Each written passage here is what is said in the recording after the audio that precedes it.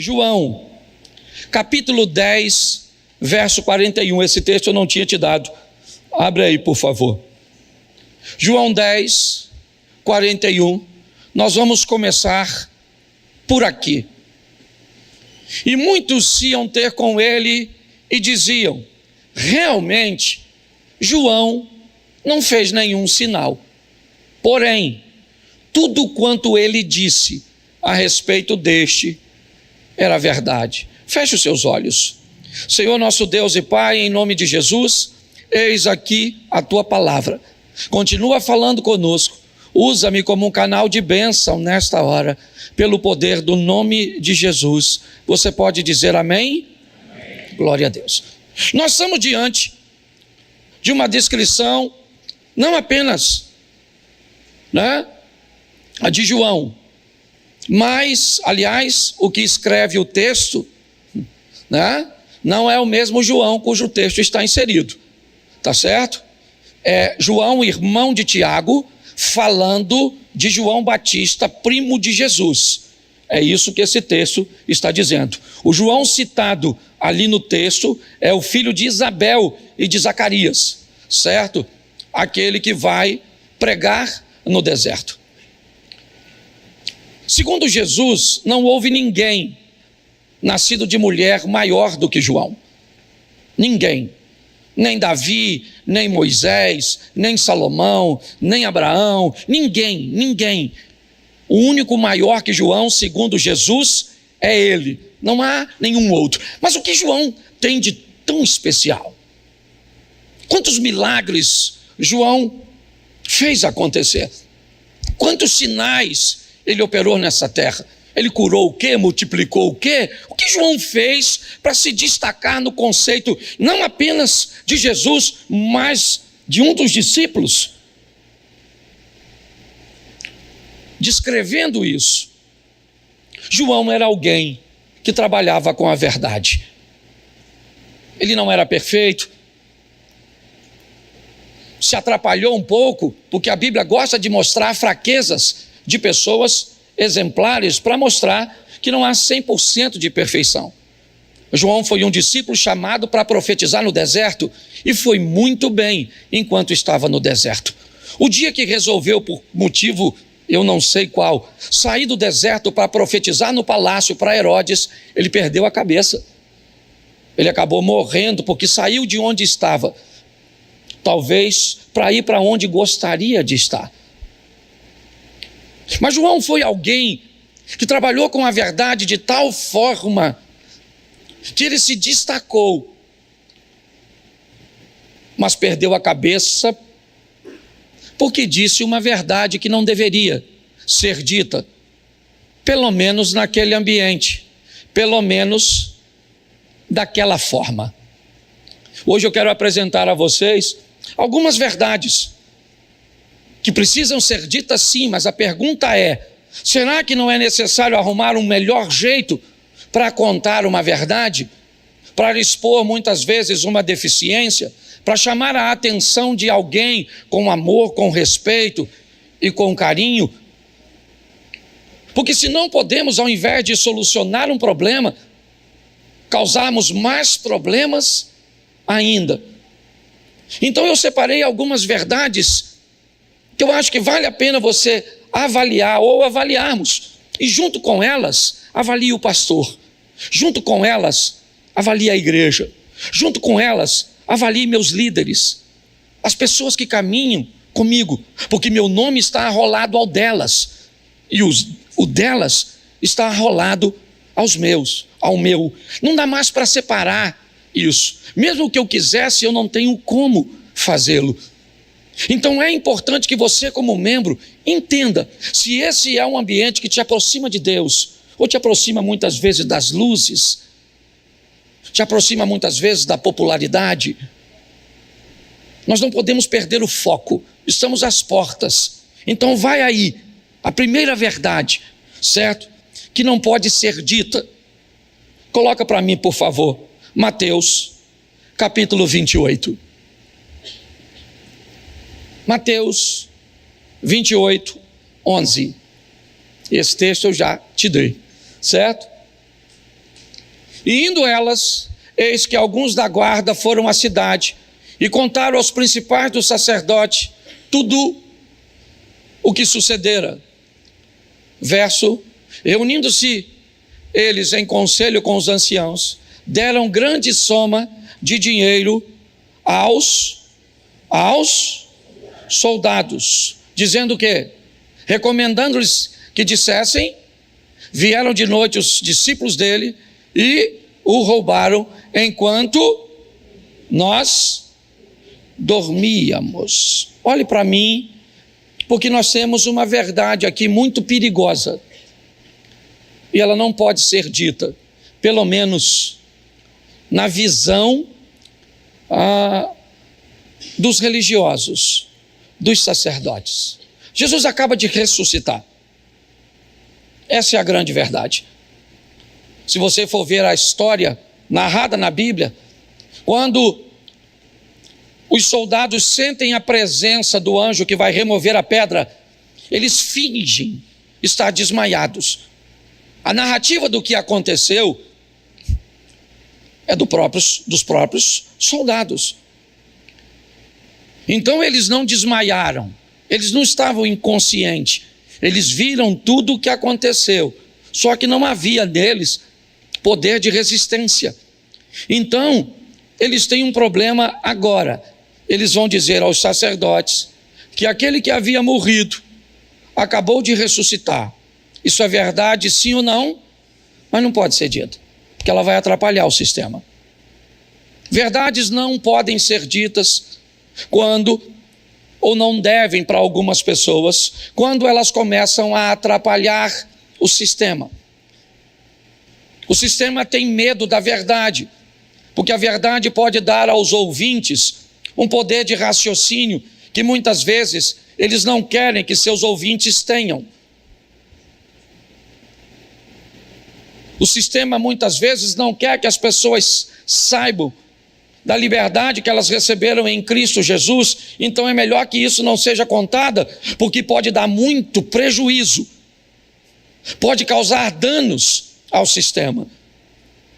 Um dos motivos que muitas pessoas não se preparam para viver as grandes adversidades da vida é porque o sistema acabou impedindo que a verdade chegasse aos seus ouvintes, para que eles se tornassem sempre dependentes, controlados e muitas vezes, dependendo da liderança, até manipulados.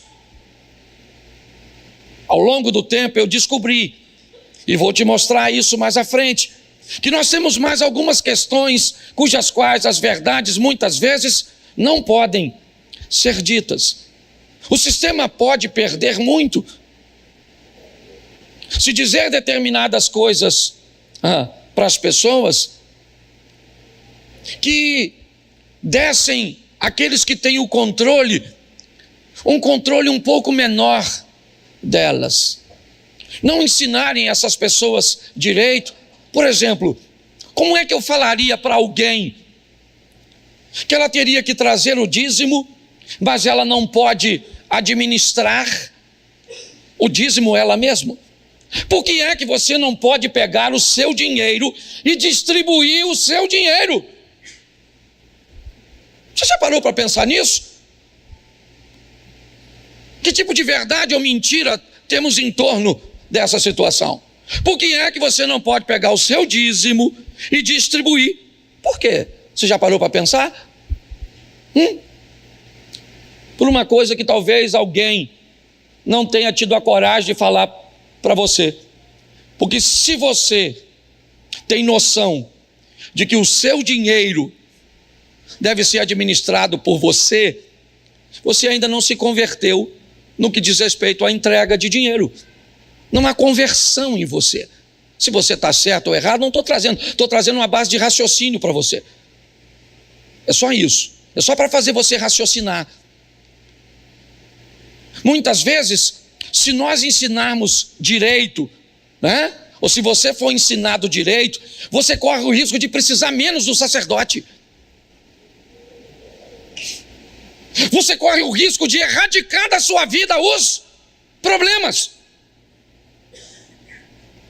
Você vai se tornar capaz de escolher sua roupa, os lugares que você frequenta, se bebe, se não bebe, o que faz, o que não faz, onde ir, onde não ir. Vai ser tão bom para você que vai me deixar obsoleto, vai me deixar ultrapassado. Para que eu sirvo então? Para que eu existo como um pastor, se eu fui tão bom em discipular você, em treinar você, que agora você já não depende mais de mim, você já é capaz de cuidar da pessoa que vai entrar por aquela porta. Ela entra, você cuida dela, resolve o problema, que muitas vezes eu só vou descobrir depois. Mas será que eu não posso ficar tristinho com isso?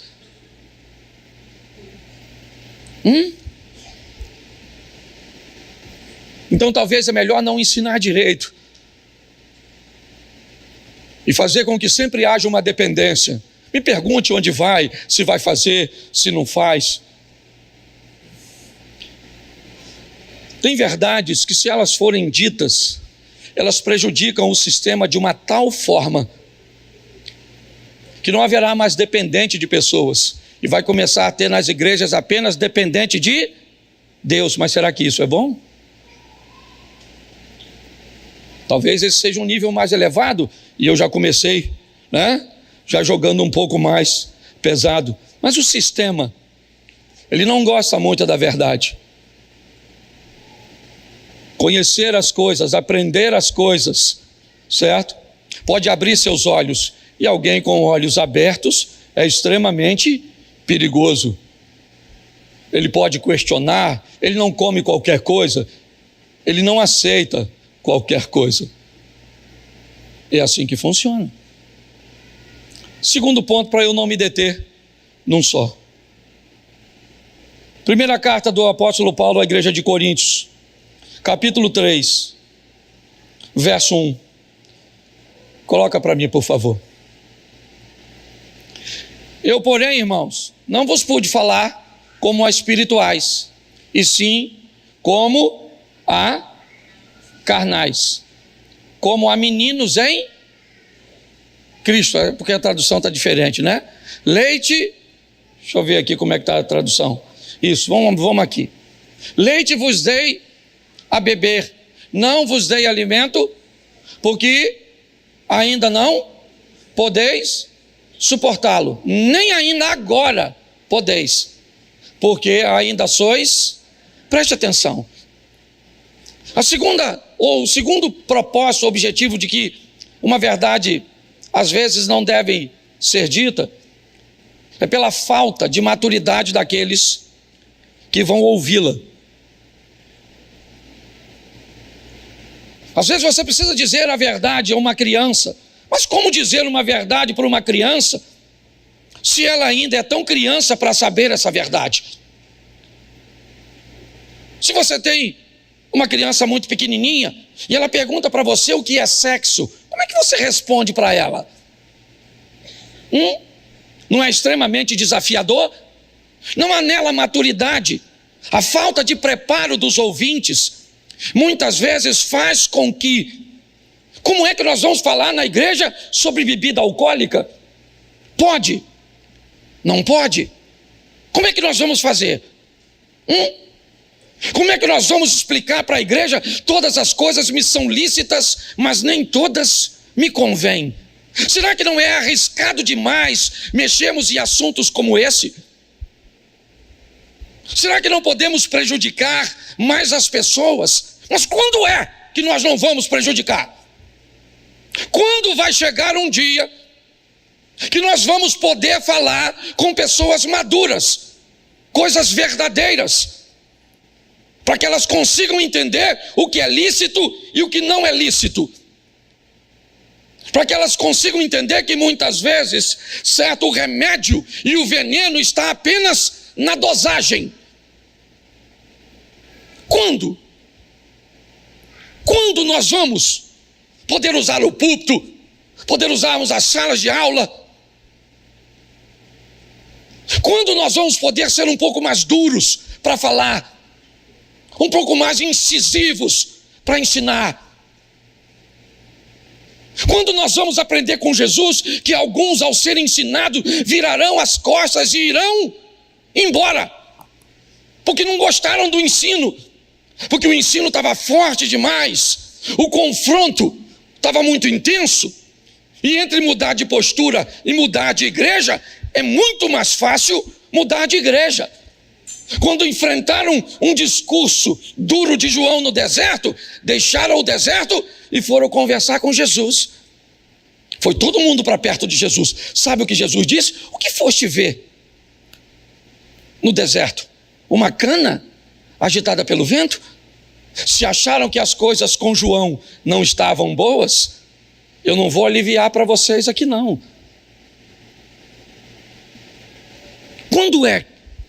Quando? Depende da liderança, porque eu estou falando de mim mesmo. É o ano da revisão, é o meu. Eu estou aqui, certo, revisando o que eu estou fazendo. Qual é o meu papel nessa história? Qual é o meu papel? Porque eu sou pastor de uma igreja. Um dia eu vou ter que prestar conta de tudo isso. Então, quando é que nós vamos poder olhar para isso? E olhar, os ouvintes estão preparados. Quantos anos eles têm? Não, já tem 10, 15 anos. Tem gente com 20 anos na igreja. Tem gente que já passou por 3, 4 igrejas. É importante nós revermos essas questões, porque muitas vezes nós vamos ter sérios problemas por causa da falta de preparo dos ouvintes. Então eu tenho que sonegar. Eu não posso entregar, né, a verdade. Eu não posso falar sobre que tipo de foto, que tipo de curtida, que tipo de comentário, que tipo de grupo, certo? Não. A vida é minha e eu não quero nem saber o estrago que eu faço na vida do outro com as minhas ações. É mais ou menos desse jeito. Então, muitas vezes, a falta de preparo dos ouvintes é um dos motivos cujos quais a verdade não pode ser dita. Lembra quando a missa era em latim? Era falar para o povo não entender, já de propósito, para não causar nenhum tipo de problema. Então acho que vale a pena nós olharmos um pouquinho mais de cuidado, porque é isso que o Paulo está dizendo. Olha, eu tenho que falar com vocês desse jeito. Eu não gostaria. Aliás, não era tempo de falar com vocês nesse tom, esse tipo de conteúdo, mas é o que eu posso entregar a vocês. E me parece que tem um tempo que ele está com o povo, que ele diz, nem mesmo agora eu posso fazer isso, depois de estar com você. Então eu digo a você, procure saber a verdade das informações que chegam até você, a veracidade dos fatos, para que consigamos viver mais perto de Deus. Porque se não é verdade, é mentira. E se é mentira, Deus não está presente. Porque o pai da mentira é Satanás. Deus trabalha com a verdade. Terceiro, segundo livro do profeta Samuel, capítulo 12, verso 18. Ao 7º dia morreu a criança, e temia o servo de Davi informá-lo que a criança era morta, porque diziam, eis que estando a criança ainda viva, lhe falávamos, porém não dava ouvidos à nossa voz. Como, pois, lhes diremos que a criança é morta, porque mais se afligirá? Às vezes, a verdade não pode ser dita, porque o ouvinte pode ficar traumatizado. Sim. Às vezes é o cuidado com aquele que vai ouvir que faz com que nós criemos os monstros. Olha bem, Davi está deitado, sem comer, sem tomar banho, orando, jejuando e pedindo a Deus por seu filho. O filho dele morre. Os homens estão à porta. Eles estão temerosos em dizer a Davi. Por quê? Porque na cabeça deles se ele está desse jeito com um filho doente, Se nós falarmos que esse menino morreu, ele vai piorar. Então é melhor nós não falarmos nada. Vamos ficar aqui quietinho. Não vamos dizer para ele a verdade. O menino já está morto. Não adianta ele orar mais. Ele está orando: Senhor, faça meu filho viver, dá saúde para o meu filho. Mas o menino já morreu. Mas ninguém tem coragem para falar com ele. É até louvável o que está acontecendo aqui, sim. Mas a pergunta é: o que Davi está fazendo nesse período que o menino já morreu e ele continua orando por uma vida que não vai voltar mais? Será que muitas vezes, quando nos omitimos de falar determinadas coisas com medo de infligirmos dano, estamos ajudando ou prejudicando as pessoas? Com que tipo de criações e limitações que chegamos até aqui? Como é que nossos pais nos tratavam? Será que nós não fomos forjados em ambientes aptos para lidar com os desafios? Estamos replicando esse comportamento ou não? Os homens não querem falar com Davi, porque eles têm medo, sabe? Como nós temos. Qual é a dose certa para corrigir o nosso filho? Um grito? Será que não podemos traumatizá-lo? Como é que nós vamos nos comportar diante disso? Porque nós estamos treinando pessoas para aprenderem a viver com as pessoas, se relacionarem com elas, se defenderem delas. Pessoas para aprenderem a se relacionar com Deus, estarem mais perto dele, entendê-lo. Pessoas para se relacionarem com Satanás, para aprenderem a se defender, a se proteger e a atacar. Mas será que é isso que nós estamos fazendo? Ou quando nós temos dificuldade de dizer determinadas coisas, não somos cúmplices de uma criação de uma geração frágil, ensimesmadas? Pare e pense. Olhe só. O terceiro motivo é esse: eu não falo a verdade porque eu tenho medo de magoar, eu tenho medo de traumatizar as pessoas, então eu finjo que não estou vendo. Será que isso é sadio para o nosso casamento? Será que isso é sadio para os nossos filhos? Será que isso é sadio para nossas amizades? É só uma reflexão. É isso. O quarto motivo que uma verdade não deve ser dita, coloca para mim, 2 Samuel 1,16. Vamos lá. 1,16. Tendo Davi passado um pouco além, certo? Dobrando o cimo. Bom, vamos lá. Só confere para mim aí. Segundo livro do profeta Samuel, capítulo de número 1, verso de número 16. É esse o texto que está aí?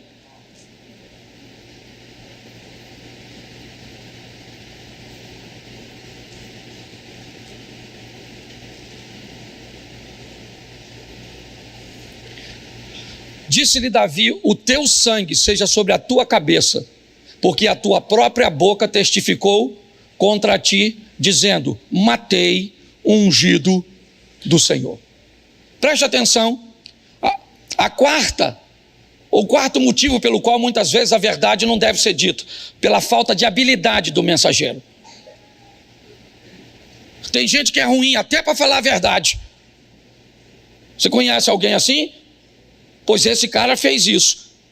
Ele foi o indivíduo que viu a morte de Saul. Se você vê como ele conta, eu não vou narrar aqui não, porque não tem tempo, certo? Mas se você vê como é que ele conta uma situação difícil, era um problemão, mas ele tem dificuldade. Deixa eu te contar uma história, eu não sei, eu já contei isso aqui, não sei se você vai lembrar. O rei sonhou que os dentes dele caíam e ficava um dente só. E ele começou a escovar aquele dente, um dentinho só aqui. com todo carinho, no sonho dele, e o dente caiu também. Ele ficou desesperado com aquele sonho e chamou um sábio para dizer para ele o significado do sonho. E quando ele chegou, o sábio chegou, o rei contou: eu sonhei que meus dentes caíam tudo, ficava um dente só, e eu escovava ele com todo jeitinho, e o dente caiu também. O sábio disse: isso é um sonho terrível. Mas o que significa? Cada dente seu que está caindo é um parente seu que vai morrer. E o último dente é você que morre. O dente falou: prende esse miserável. Isso é coisa de falar do rei? Dando mais notícia para o rei, prenderam o infeliz. O rei, ainda intrigado com aquilo, mandou chamar um outro sábio. E quem já foi chamar já avisou: ó, o primeiro que foi se lascou. Olha o que você vai falar. E ele chegou lá. O rei falou para ele: olha, eu sonhei que meus dentes caíam tudo. Ficava um dente só, eu escovava e ele caía também. O sábio falou assim: mas isso é um sonho sensacional? O rei falou: é? Ele falou: claro, majestade. Vida longa ao rei. O significado desse sonho é que o senhor vai viver mais do que todos os seus familiares. O rei falou: gostei. Dá presente para ele. Na saída, um cara que estava na porta disse para ele assim: você falou a mesma coisa que o outro. O outro falou: os parentes morrem primeiro e você morre por último. E você disse: vai viver mais. Então preste atenção. Olhe só. Ele tem uma verdade, sim ou não? Mas tem verdade que não pode ser dita, porque se você for falar com o seu marido, vai piorar. Se você for falar com o seu filho, com a sua sogra, se você for falar, se você não tiver habilidade para falar, você vai ter sérios problemas. Porque para uma verdade ser dita, não basta ela ser verdade. Aquele que vai dizer precisa estar preparado para falar. Você quer ver? Coloca aí um cara altamente preparado para falar, segundo Samuel 12:1. Bota aí o 12:1. Pensa num cara para falar as coisas legais. Olha lá, o Senhor enviou quem? Natã. Pensa num cara legal. Olha só. O cara que levou a notícia de que Saul tinha morrido, Davi mandou ele fazer o quê? Ou fazer o quê com ele? Matar, sim ou não? Sim ou não? Davi mandou o cara que levou a notícia da morte do Saul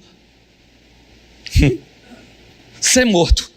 Sabe o que Natã vai levar para Davi agora? A notícia que ele sabe que Davi estava pegando Batseba, que tinha mandado matar Urias. Davi, o Natã sabe de... Pensa, não é um cara bom para morrer? Sabendo tanta coisa ruim assim a respeito do... Ele tem uma missão, qual é? Falar, mas ele não é otário. Há uma linha muito tênue entre o corajoso e o insano. Pensa ele chegando lá: majestade, falar uma coisa para o senhor não tem vergonha nessa cara do senhor, não? Um homem igual o senhor assim, pegou a mulher do outro aí, e eu soube, porque Deus falou comigo. Aqui em Xerém tem uma história. Tem uma história. Certo? Eu acho que é ali para a banda da sua casa ali, Josi. Não é? De uma profeta lá que falou que o marido estava pegando, o cara foi lá e matou a dona.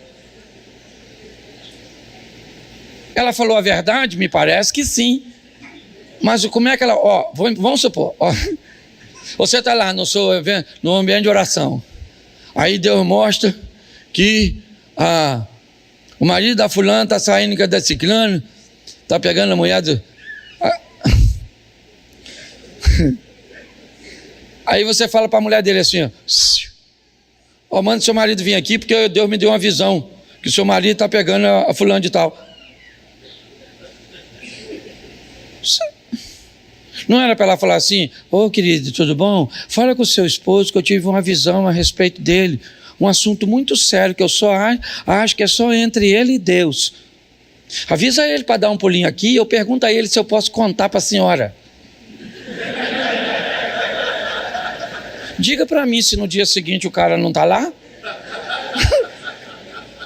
Aí a mulher que era profeta falava: minha senhora, é só entre Deus e ele, a senhora vaza. E aí fala: aí maluco, a casa caiu.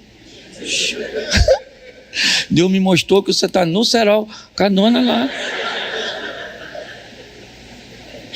Ela está falando a verdade, sim ou não? Mas da maneira correta, gente. O mensageiro tem verdade que não pode ser dito porque o mensageiro é ruim. Você já tentou falar a verdade para alguém e deu problema? Você sabe do que eu estou falando. Então nós, como mensageiros, nós temos que ter habilidade. É assim.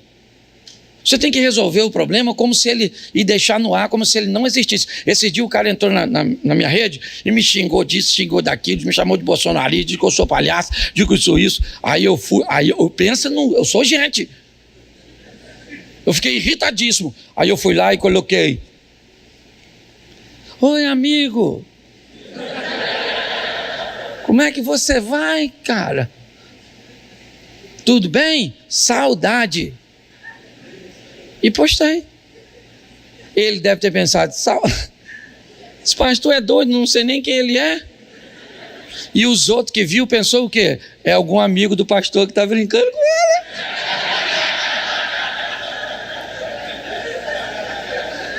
Eu constrangi o cara. Esse dia eu estava com essa aqui, ó, almoçando, veio duas donas, deixou a metade da roupa em casa e pediu para tirar foto comigo. Veio com os peitos quase de fora, a dona parecia mimosa. Sabe o que ela disse? Posso tirar uma foto?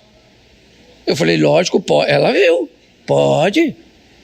Mas, por favor, eu amo tirar selfie. Pode ser? Ela falou: claro. Eu fui, botei a minha cara e a dela só aqui pra cima. Pô, porque se ela sai com os peitos, quem tá lá é o irmão. Então você tem que aprender a resolver as coisas. Entendeu? Tem que ter sabedoria. O cara tá aqui, ó. Um morreu por dar uma notícia ruim, o outro deu uma notícia pior ainda e saiu bonito na fotografia. Depois você leu o que o Natan falou. Deixou o Davi, ó. Sabe o que Davi falou? Pequei. O Natan falou: isso eu sei, desde quando Deus me disse. Eu só queria terminar vivo depois de te dizer. Entendeu, marido? Às vezes você vai precisar dessa habilidade para falar umas verdades para sua mulher. Sair vivo. O que não é muito fácil. Então tem verdades que, para ser ditas, nós vamos precisar de habilidades. É assim que funciona. Agora, essa, para me fechar, eu acho que vale a pena. Coloca aí 1 Samuel, capítulo 16, verso 2. Olha que texto interessante. Põe o verso 1 para todo mundo entender direitinho. Disse o Senhor a Samuel: até quando terás dó de Saul, tendo eu rejeitado para que não reine sobre Israel? Enche o teu vaso de azeite e vem, enviar-te-ei à casa de Jessé o belemita, porque dentre os seus filhos me tenho provido de um rei. Então disse Samuel ao Senhor. O que disse? Como irei eu? Pois ouvindo Saul vai me... O que Deus disse a Samuel? Toma, pois, uma bezerra dentre as vacas em tuas, e diz: vim para sacrificar ao... Preste atenção aqui no que está acontecendo. Deus vai às montanhas de Ramá conversar com o profeta Samuel e diz a ele: enche o teu vaso de azeite, desce as montanhas de Ramá, vai até Belém e unge um filho de Jessé como rei. Saul disse: se Saul descobrir que eu estou indo fazer isso, ele vai me matar. Cabia ou não cabia uma mentira? Cabia uma mentirinha, não cabia? Mas olha o que Deus diz para Samuel: não, faz o seguinte, pega uma bezerra dentre as vacas, vai lá e sacrifica, convida ao sacrifício, e eu te farei saber o que há de fazer, e ungir-me-ás a quem eu te disser. Preste atenção, uma verdade precisa ser estabelecida, uma vontade precisa ser cumprida, a vontade de Deus de ungir um novo rei. Um problema está, né, entre Samuel e Saul, a unção de Davi. Mas preste atenção como Deus lida com essa situação, a maneira com que ele age. Eu acho muito interessante isso aqui. Samuel não mente, não, mas ele também não revela o que ele foi fazer. Isso. Tem coisas que nós não precisamos revelar. Tem situações que nós não precisamos expor, não interessa. Não interessa às outras pessoas. São verdades, mas para que eu vou compartilhar? Eu vou gerar uma série de problemas. Eu tenho que ter esse discernimento, e eu acho que é esse discernimento, sabe, que nós estamos com dificuldade de desenvolver nas pessoas. Sabe, essa linha do bom senso, até onde pode, não pode, até onde eu faço, eu não faço, eu falo, até onde isso prejudica. Será que eu sou capaz de olhar para a igreja, para entender os danos que eu posso causar, quando eu faço algo, quando eu ajo de alguma forma? Ou será que eu tenho que continuar sonegando as informações? Será que as pessoas têm que continuar sempre ouvindo uma parte do todo, porque não são capazes de absorver o todo? E aí, nós sempre vamos estar envolto numa série de confusões. É porque um disse, porque o outro disse, é porque um fez, porque o outro fez, é porque um postou uma foto, e a foto estava desse jeito, e frequentou esse lugar, e comprou, e não pagou, e fez isso, e o líder, ele sempre está muito confuso, ele sempre está muito atarefado, sabe? Porque a gente não pode ensinar. Essa foi a minha pergunta. Olha, essa semana eu preguei todos os dias. Todos os dias. Eu cheguei agorinha mesmo. Eu passei para bastante lugares, passei mal em Fortaleza. Quase não consegui pregar. Amanhã volto para pregar em Pernambuco. E eu estou no ano da minha revisão, conversando com minha esposa, perguntando, nós dois, será que tudo isso vale a pena? Né? Será que vale? Eu estou aqui dividindo o púlpito com você hoje, porque eu não estou querendo mais ovelha, que seja o tempo inteiro ovelha. Nós estamos precisando de ovelha que vire pastor. Não faz sentido pessoas com tanto tempo precisar de tanta manutenção, de tanto cuidado, quando já deveria estar virando pastor. Mas pastor, o senhor já pensou que é perigoso ovelha virar pastor? Porque se ovelha virar pastor, pode querer o lugar o dia que você tiver poder para ocupar o meu lugar, significa que Deus não tem mais para mim e resolveu colocar você. Eu não tenho medo disso. Aliás, a vida, pelo menos desde que eu entendo, ela funciona mais ou menos assim. E alguém que não conquista querendo possuir algo que alguém já, é muito mais fácil. É um jogo difícil, mas nós temos que aprender a viver com isso. Esses dias eu falei algo aqui na igreja, e deixa até eu corrigir, que às vezes, né, eu disse que muitas pessoas chegam aqui, mas não chegam para ficar. Elas chegam, passam um tempo e vão embora. E não tem problema nenhum nisso. Quando eu disse não tinha problema nenhum nisso, algumas pessoas entenderam como se eu estivesse fazendo pouco caso das pessoas. Não. Não é isso não. Só que como pastor, eu não posso me apegar a vocês, porque vocês são passageiros. A tripulação aqui é minha casa. Eles vão continuar. A maioria de vocês são passageiros. E não estou criticando, não. Dependendo do que eu fale, do que eu faça, ou do que o outro possa colocar ali tão pertinho. Nossa, apareceu uma igreja ali agora. A vida funciona desse jeito. Eu sei que pessoas vão ficar, porque a gente tem que continuar cuidando. O tamanho da igreja, quem determina é Deus. E vocês são preciosos, mas muito preciosos sim, porque vocês não são meus, vocês são do Senhor.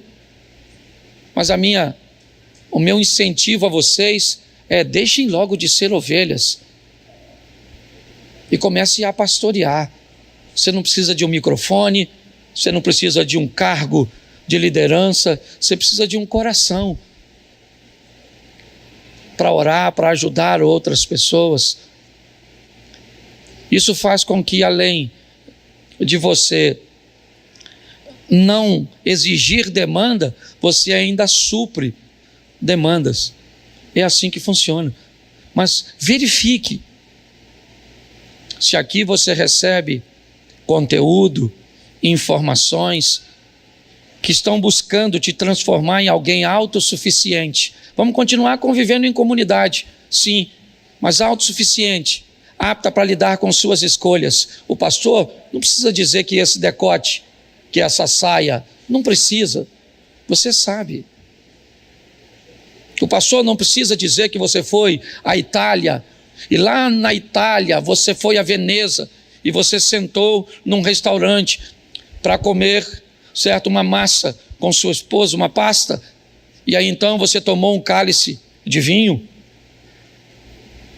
Está certo ou errado? Não estou aqui defendendo nem para lá nem para cá, certo? A pergunta é: quando nós vamos conseguir formar? Isso é uma pergunta nossa, Abner. Nossa, Osias. Nossa, Eduardo. Nossa, Alex trabalha com casais. Quem trabalha, Anderson, que trabalha com Quando é? Já parou para pensar nisso? Está na hora de nós deixarmos de ser uma reunião de ovelhas e nos tornarmos uma escola de profetas. Um ambiente onde possamos oferecer às pessoas capacidade de raciocínio. E aí a mulher sai daqui uma esposa melhor, uma mãe melhor, uma dona de casa melhor, um pai melhor, um marido melhor, um homem melhor, certo? Aí nós vamos melhorar. Melhorar onde? O bairro que nós frequentamos. Melhorar onde? Melhorar a nossa casa. Melhorar o que? O ambiente corporativo onde trabalhamos, o ambiente religioso onde compartilhamos a fé. Porque essas instituições não tem problema. Tira as pessoas da sua empresa e vê se tem algum problema lá. Tira as pessoas da sua casa e que problema tem lá? Tira as pessoas daqui. Os problemas, eles estão em nós. Então nós precisamos olhar com um pouco mais de carinho para nós mesmos, porque a percepção precede a mudança. Se você não consegue perceber que precisa mudar, você não vai mudar nunca.